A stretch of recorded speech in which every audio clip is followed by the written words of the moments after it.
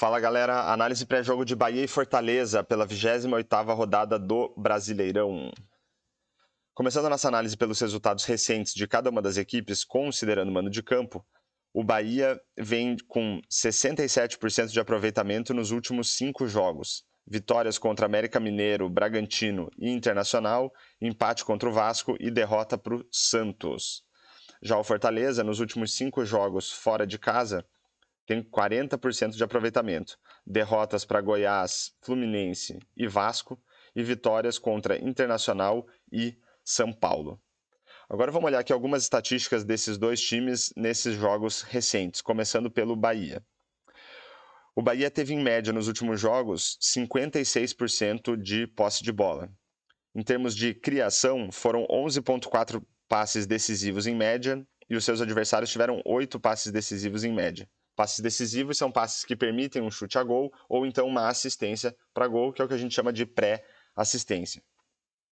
Em termos de expectativa de assistências, em média o Bahia teve 0,94 e os seus adversários em média 0,65. A ideia da expectativa de assistências é medir a capacidade que as equipes têm de colocar seus jogadores em condição de marcar gols.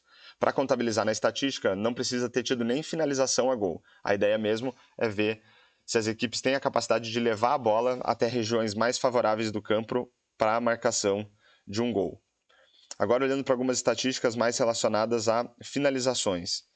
O Bahia teve em média 15,8 chutes a gol e os seus adversários 10,6.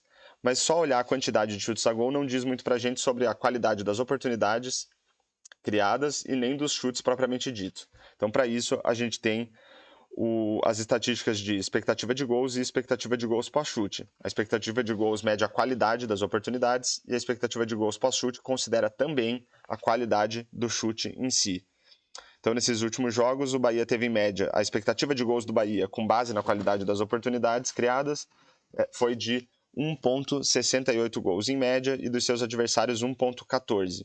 Quando a gente considera a qualidade das finalizações também, esse número do Bahia ficou praticamente igual, 1,66, e dos seus adversários subiu um pouquinho para 1,33. Mas em termos de gols efetivamente marcados, o Bahia marcou em média 2 gols por jogo e sofreu 0,8. Então a gente vê aqui que, de um modo geral, o Bahia superou seus adversários em todos os quesitos aqui, em média, né? Desde posse de bola, passes decisivos, expectativa de assistências e todas essas estatísticas relacionadas à finalização. Agora vamos olhar os números do Fortaleza. O Fortaleza teve em média 41% de posse de bola nesses últimos jogos, uma posse de bola baixa, considerando que o Fortaleza era um visitante. Em termos de passes decisivos, 10,4 para os adversários e 7,2 para o Fortaleza. E em termos de expectativas de assistências, 0,76 para os adversários e 0,61 para o Fortaleza. Nas estatísticas de finalizações, 14,4 chutes a gol em média para os adversários e 12 para o Fortaleza. A expectativa de gols com base na qualidade das oportunidades criadas, 1,2 para os adversários, 0,9 para o Fortaleza. E quando a gente considera a qualidade das finalizações, aí o Fortaleza foi melhor. Os adversários tiveram 0,79, né? Então a expectativa de gols caiu de 1,2 para 0,79, com base na qualidade dos chutes dos adversários. Já pelo lado do Fortaleza, esse valor subiu de 0,9 para 1,03. E em termos de gols efetivamente marcados, um equilíbrio aqui. Em média, o Fortaleza sofreu 0,6 gols por jogo e também fez 0,6 gols por jogo. Então, apesar do Fortaleza ter sido pior do que os seus adversários nas estatísticas de criação e também em boa parte das estatísticas, menos chutes a gol, menos expectativa de gols com base na qualidade das oportunidades, mas teve uma expectativa maior de gols com base na qualidade das finalizações e um equilíbrio aí na média de gols marcados e sofridos. E aí, para finalizar a análise, eu trago aqui uma ideia de palpite de resultado para Bahia e Fortaleza, lembrando que aqui a ideia não é incentivar nem recomendar apostas. Para isso a gente precisa aqui de modelos mais sofisticados do que esse aqui que eu criei. Qual que foi a ideia? Foi olhar para a expectativa de gols num primeiro momento e num segundo momento para a expectativa de gols pós-chute, né? Ou seja, considerando a qualidade das finalizações, desses últimos jogos, tanto de Bahia quanto de Fortaleza, tanto desses dois times quanto dos seus adversários, e considerar tudo isso para tentar projetar um placar para essa partida.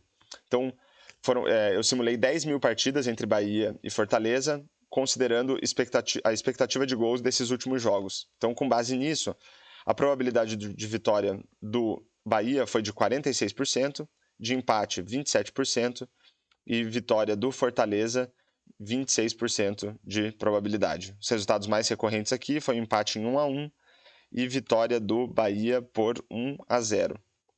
E quando a gente considera a qualidade das finalizações, aí a gente vai ver que esse favoritismo do Bahia acaba se transformando num equilíbrio, né? 36% de chance de vitória do Bahia, 27% de empate e 35% de chance de vitória do Fortaleza.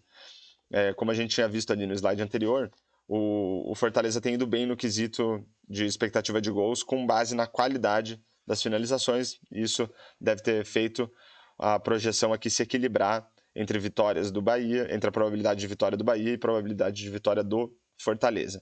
Os resultados mais recorrentes aqui, 1-1 e placares de 1-0, seja para o Bahia, seja para o Fortaleza.